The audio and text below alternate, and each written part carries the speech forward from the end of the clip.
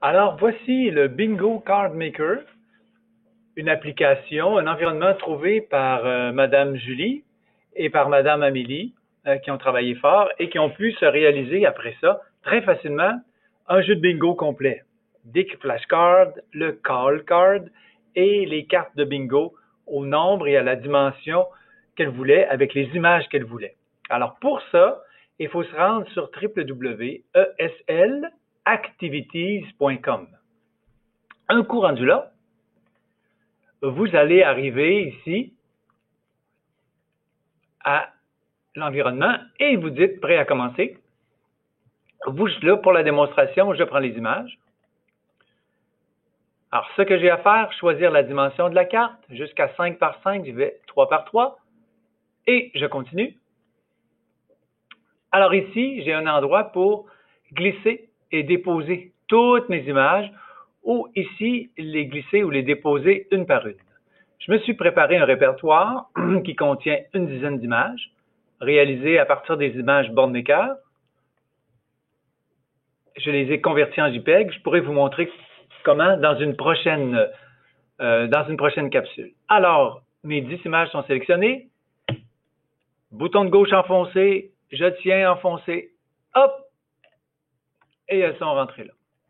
Alors ici, je peux leur donner un nom, comme ça sur le call card, et sur, si on est plusieurs intervenants, on va toujours nommer les animaux de la même façon. Tortue, mais léopard, on pourrait être porté à dire panthère. Ici, au lieu de lézard, quelqu'un voit mal pourrait dire crocodile, ce qui pourrait amener de la confusion là, chez certains élèves. Alors, je ne le fais pas jusqu'à la fin. Vous voyez, j'ai nommé les 5 premières, j'ai une dizaine d'images, on peut en mettre plusieurs. Alors, comme il y avait 9 images par carte, je pense que c'est bon comme ça. Alors, je peux conserver ma liste d'images aussi pour une prochaine fois.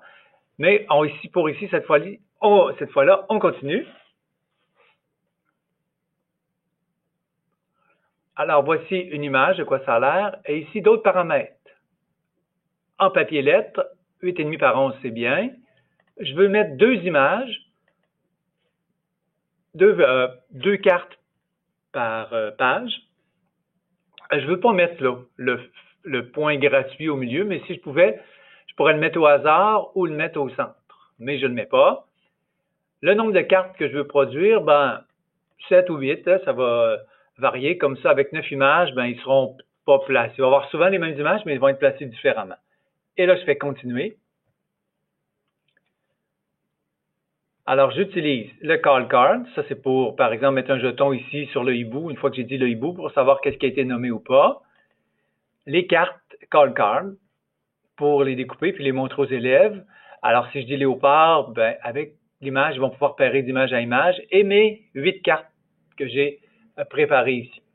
Alors, on les voit toutes. Voilà.